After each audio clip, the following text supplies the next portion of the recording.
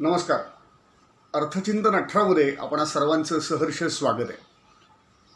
गेल्या एपिसोडमध्ये किंवा गेल्या भागामध्ये आपण SIP का लमसम या विषयावरती बोललो आणि या दोन्ही प्रकारात कोणते ग्राहक वर्ग असतात, कोणाची काय प्रायोरिटी असते, कोणी SIP मध्ये इन्व्हेस्ट केलं पाहिजे, कोणी लमसममध्ये इन्व्हेस्ट केलं पाहिजे, SIPचे ॲडव्हान्टेजेस काय आहेत, लमसम इन्व्हेस्टमेंटचे ॲडव्हान्टेजेस काय आहेत, कोणाला काय सूट होतं आणि कोणाच्या प्रायोरिटी, कोणाच्या कमिटमेंट्स, कोणाच्या आवडीनिवडी, कोणाचा कम्फर्ट लेवल पाहता कोणी कशात इन्व्हेस्ट केलं पाहिजे हे आपण जाणून घेतलं.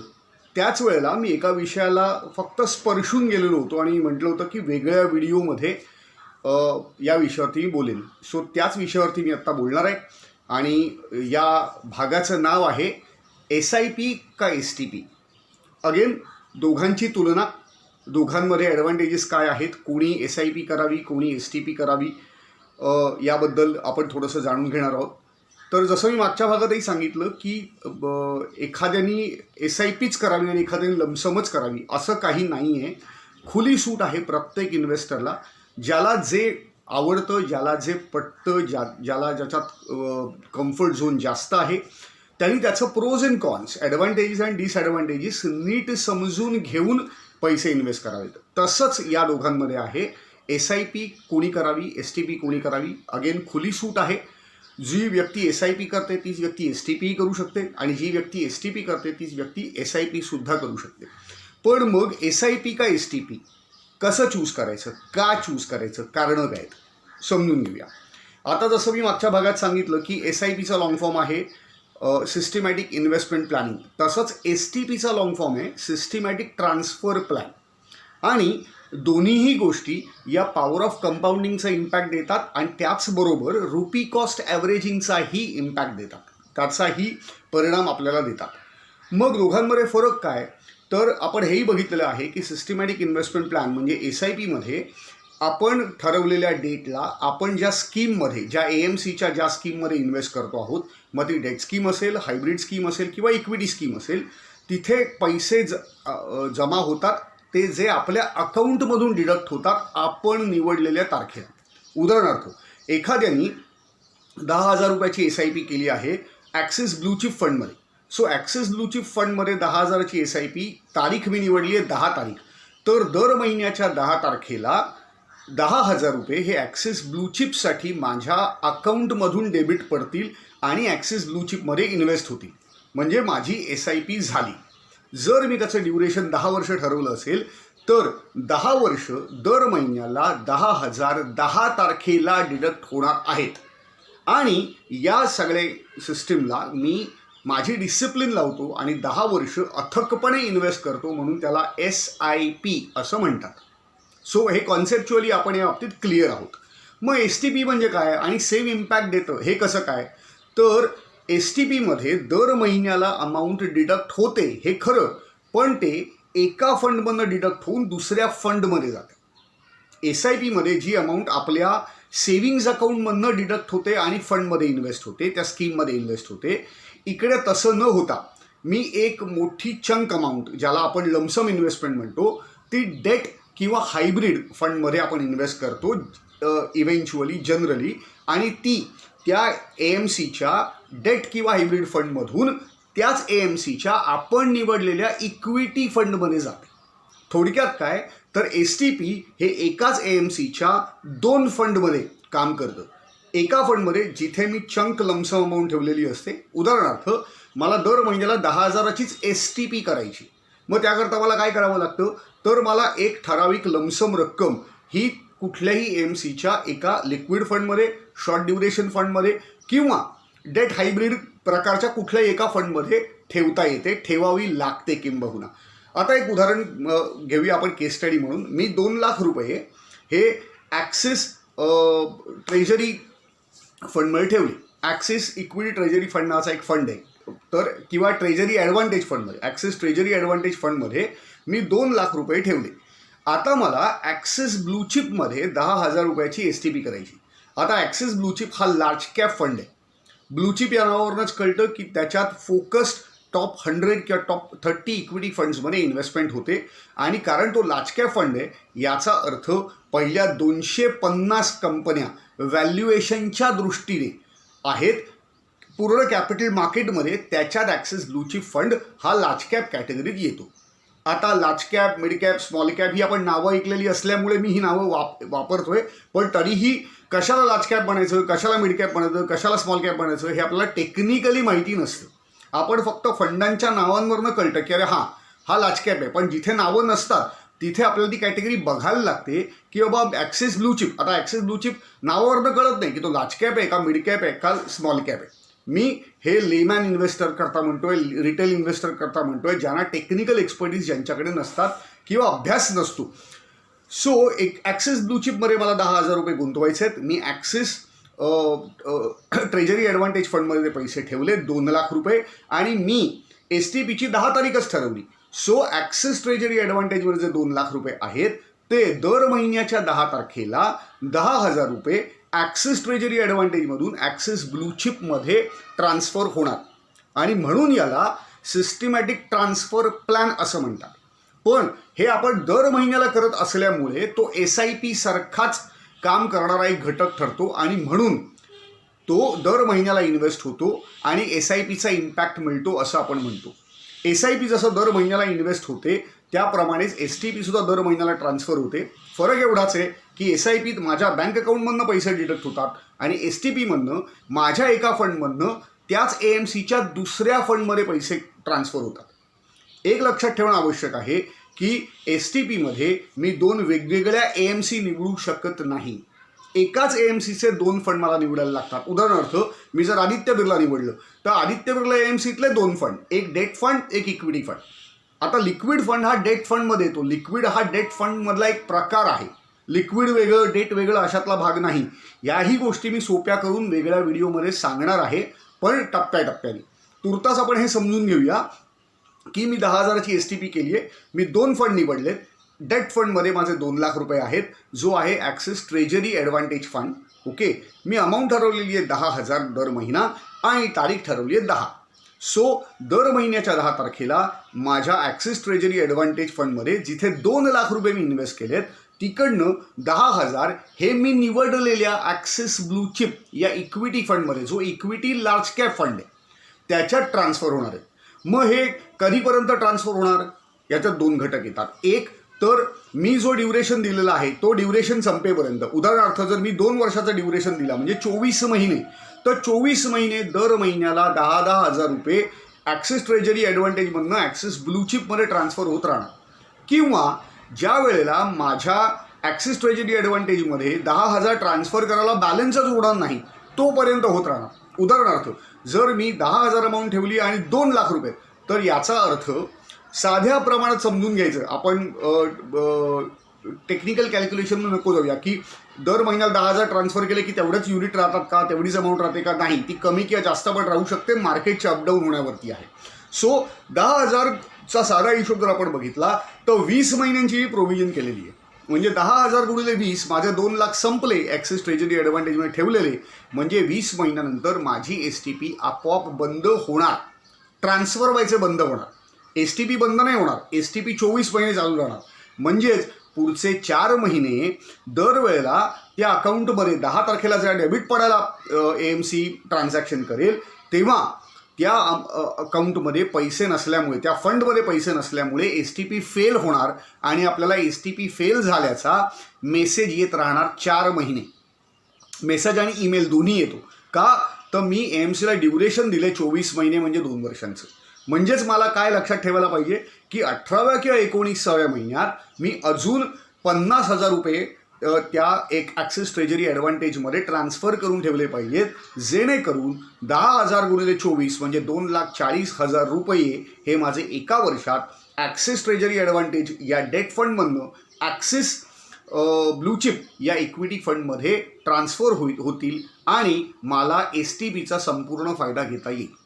ओके, आता काही डेटा जो आत्तापर्यंत बघितला तो डेटा मी जर थोडा समजावून सांगतो की दोघांमधली प्रोसेस काय.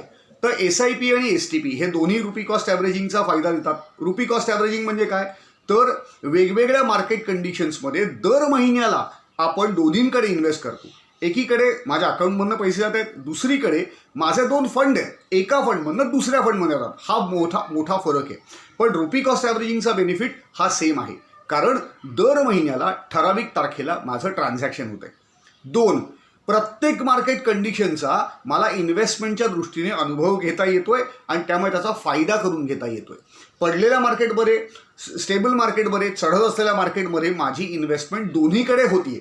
त्याच्यामुळे मला टायमिंग न मार्केट हा जो प्रकार आहे हा करावा लागत नाही, जो फक्त लमसम इन्व्हेस्टमेंट इक्विटी म्युच्युअल फंडमध्ये करणाऱ्या माणसांना खूप करावा लागतो.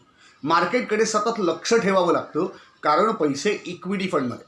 मार्केट जर खूप वेगाने काही कारणांमुळे खाली आलं तर इक्विटी म्युच्युअल फंडचे रिटर्न्स हे पटापट खाली येतात, काही वेळा तर निगेटिव्ह पण होऊ शकतात. अशा वेळेला ज्यांची रिस्क प्रोफाईल लो असते ती माणसं खूप टेन्स होतात.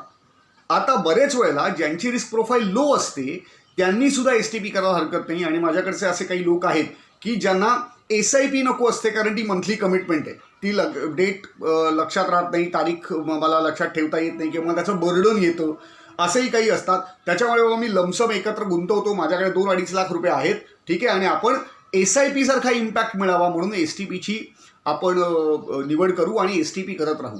1 वर्षानंतर ती इन्व्हेस्टमेंट संपली की तोपर्यंत मी अजून त्यात लमसम गुंतवीन, अजून एक STP सुरू करूया. मग ती STP आपण सेम फंडमध्ये पण करू शकतो किंवा 2 वेगळे फंड वेगळ्या AMCचे पण निवडू शकतो. प्रश्न काय आहे, परत एकदा मी जसं सांगितलं की जेवढं कन्सिस्टंट इनपुट एका फंडमध्ये आपण टाकू, मग तो SIP असेल तर 1 फंड, STP असेल तर 2 फंड्स, तितका त्या फंडचा कॉर्पस जास्त क्रिएट होत जातो. आणि जितका जास्त कॉर्पस तितकं जास्त power of compounding. Power of compounding आपण मागच्या व्हिडिओत पाहिलं की जेवढं लमसमला असतं तेवढंच SIPला पण असतं. पण लमसमचं पॉवर ऑफ कंपाऊंडिंग मार्केट चढत असताना जेवढं छान दिसतं तेवढं ते मार्केट पडत असताना अट्रॅक्टिव्ह दिसत नाही. वेअर ॲज SIPवाल्याला चढणाऱ्या पडणाऱ्या स्थिर मार्केट कशाचीच चिंता करावी लागत नाही, कारण लॉंग टर्म विजन असतं, गोल खूप स्पेसिफिक असतो आणि क्लिअर असतो. थोडक्यात जसं 10 वर्ष, 15 वर्ष, 20 वर्ष गोल असणाऱ्यांसाठी SIP उपयुक्त आहे, तसंच त्यांच्यासाठी STP सुद्धा उपयुक्त आहे. तिसरा महत्त्वाचा मुद्दा की STPमध्ये मला 2 फंड निवडता येतात आणि एकत्र लमसम मला इन्व्हेस्ट करावे लागतात. त्यामुळे पुढची वर्ष, 1.5 वर्ष, 2 वर्ष, 3 वर्ष मी एका प्रकारे माझ्या न केलेल्या SIPची प्रोव्हिजन करून ठेवलेली असते. हे लक्षात घ्या. SIPवाल्याला दर महिन्याला 10,000ची प्रोव्हिजन करायची आहे, कारण त्याच्या अकाउंटमधनं पैसे डिडक्ट होणार आहेत. STPवाल्याला एकत्र 2-3 लाख रुपये टाकले, 10,000ची STP लावली, खऱ्या अर्थाने बघायला गेलं तर मी 10,000ची माझी मंथली SIP पुढच्या 3 वर्षाची करणार आहे, ज्याचं मी प्रोव्हिजन केलेलं आहे. म्हणजेच 15 वर्षाचा गोल असणारा मनुष्य जर 5 वर्ष 3 लाख रुपये प्रोव्हिजन करू शकला तर 5 वर्षात तो 15 वर्षांच्या SIPची टोटल प्रोव्हिजन करून मोकळा होतो.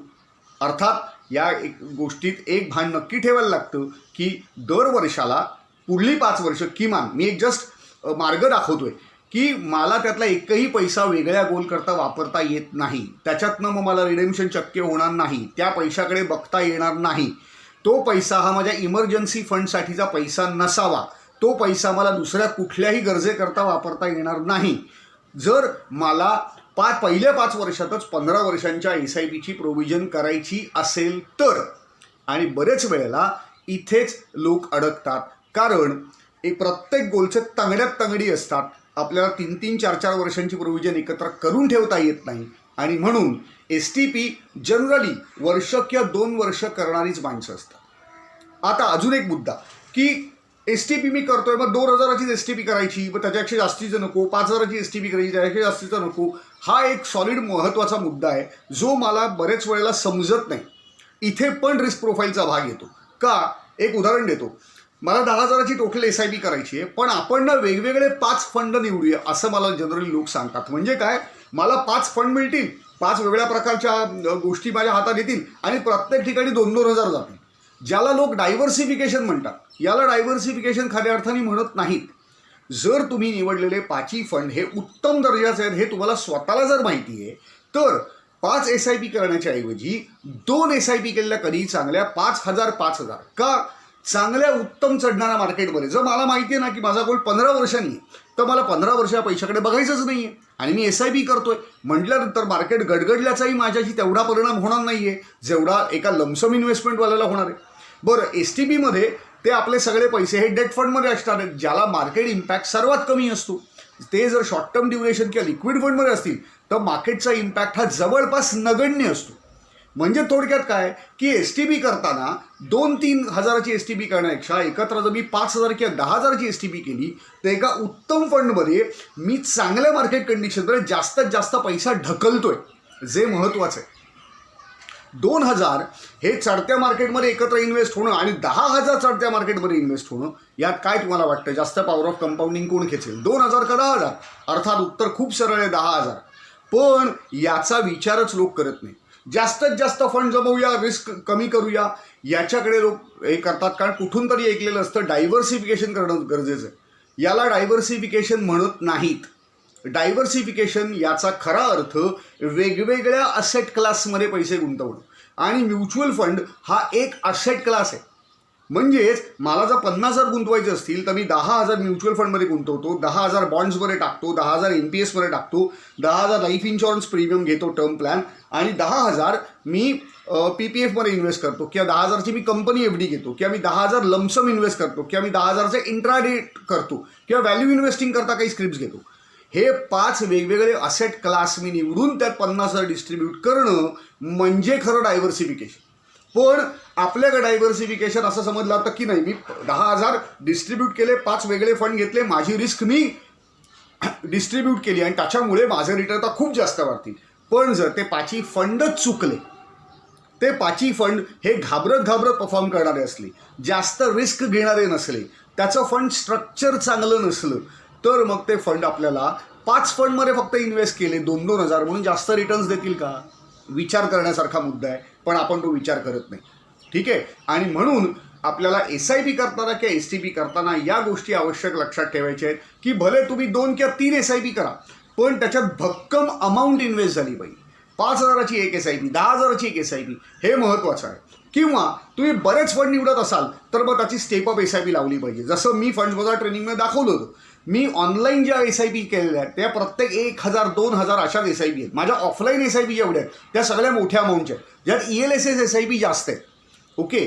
पण ज्या नवीन केलेल्या आहेत मी त्या आता रिसेंट मागच्या 7-1 महिन्यात केलेल्या SIP आहेत. फटाफट 12-14 हजाराची SIP, पण त्याच्यातल्या 7 SIP या स्टेप अप SIP आहेत, ज्या 10,000पर्यंत जाऊन थांबणार आहेत. म्हणजे दर वर्षाला दर महिन्याला त्या 500 रुपयाप्रमाणे वाढणार आहेत. सुरू केल्यात 1,000पासून, पण त्या 1,000वर थांबणार नाही आहेत. त्यामुळे मी ते एवढे फंड निवडलेले आहेत वेगवेगळ्या कारणांसाठी. ओके.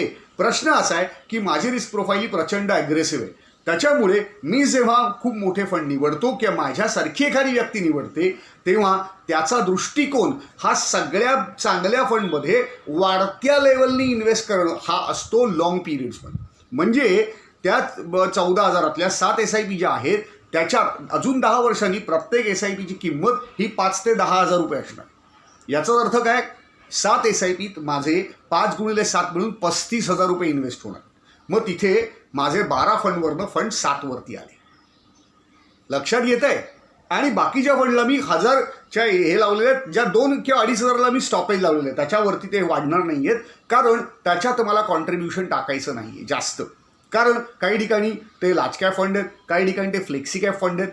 जिकडे मिड कॅप आणि स्मॉल कॅप आहेत तिकडे मी वाढत्या स्टेप अप SIP केलेले आहेत. कारण माझी रिस्क प्रोफाईल हे सांगते योग्य वेळेला माझ्या हातात माझ्या टार्गेट पिरियडमधला 60 ते 70% भाग असताना मी जास्तीत जास्त इन्व्हेस्टमेंट ही जास्त रिस्की आणि जास्त चांगलं फंड स्ट्रक्चर असलेल्या फंड्समध्ये केली पाहिजे. सो दॅट माझ्या हातात जो गोलचा 70% पिरियड आहे त्या काळात मिड कॅप आणि स्मॉल कॅपमध्ये माझ्या स्टेप अप SIPचं पर्सेंटेज रकमेच्या दृष्टीने जास्त जाणार आहे आणि जेणेकरून मला SIPचे ॲडव्हान्टेज घेता येणार आहे.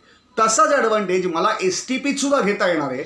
प्रश्न असा आहे की मला STPचा कॉन्सेप्ट क्लिअर होतो की मी ते 2 लाख 3 लाख 4 लाख रुपये जे इन्व्हेस्ट केलेले आहेत त्याला मी मोठी अमाऊंट लावतो, चांगले फंड निवडतो आणि 4 किंवा 5 चांगल्या फंडमध्येच माझी जास्तीत जास्त अमाऊंट ढकलतो.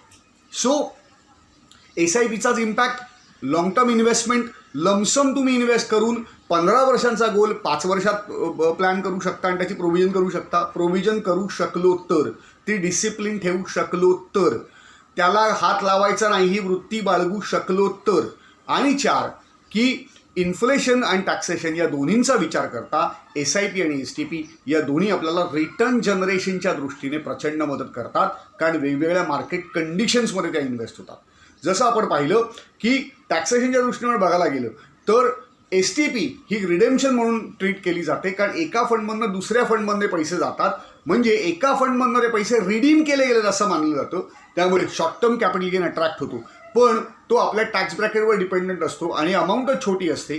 त्यामुळे आपल्याला काही रुपयांमध्ये टॅक्स लागतो, जो अत्यंत नगण्य असतो, जो बेसिकली आपल्याला प्रत्यक्षात भरावाही लागत नाही, तो TDSच्याच माध्यमातून निघून जातो. So need not to worry about it. फक्त long term capital gain tax हे करताना जेव्हा आपण आपला गोल संपताना त्याचा विचार करतो, तिथे मध्ये प्रॉफिट बुक होणं, ते फंड स्विच होणं, ते एकातनं दुसऱ्याच्यात जाणं, हे फार महत्त्वाचं असतं. पण हे सगळं प्रकरण 5, 7, 8, 10 वर्षानंतर येतं, जेव्हा आपला कॉर्पस खूप मोठा झालेला असतो. ELSS टॅक्स प्लॅनिंग कसं करायचं आणि कॅपिटल गेन टॅक्स प्लॅनिंग कसं करायचं हेही मी एका वेगळ्या व्हिडिओत सांगणार आहे, कारण हेही तितकंच समजून घेणं गरजेचं आहे. कॉर्पस वाढला, मी चिकार रिटर्न जनरेट केले, पण टॅक्स ट्रीटमेंट त्याची कशी आहे ही माझ्या लक्षात आली नाही, तर सुद्धा माझ्या गोलला धक्का लागू शकतो, मला जास्त टॅक्स भरावा लागू शकतो. त्यामुळे हे एका वेगळ्या सेपरेट व्हिडिओत बोलू. मला असं वाटतं SIP आणि STP तात्विकदृष्ट्या आपल्याला फरक आणि ॲडव्हान्टेज कळला असेल. त्यातला फरक समजून घेणं अत्यंत महत्त्वाचं आहे. आणि चंक इन्व्हेस्ट करून मी पुढच्या 5 वर्षात 15 वर्षांचं 20 वर्षांचं प्लॅनिंग कसं करू शकतो हे जर नीट समजून घेतलं तर STPसुद्धा SIP इतकीच फायदेशीर ठरू शकते. हे समजून घेतलं तर मला STPचा सुद्धा तसाच फायदा करून घेता येईल. मला असं वाटतंय आपल्याला विषय समजला असेल आणि क्लिअर झाला असेल. एक नवीन विषय घेऊन पुढच्या व्हिडिओमध्ये नक्कीच भेटू. तोपर्यंत काळजी घ्या. धन्यवाद.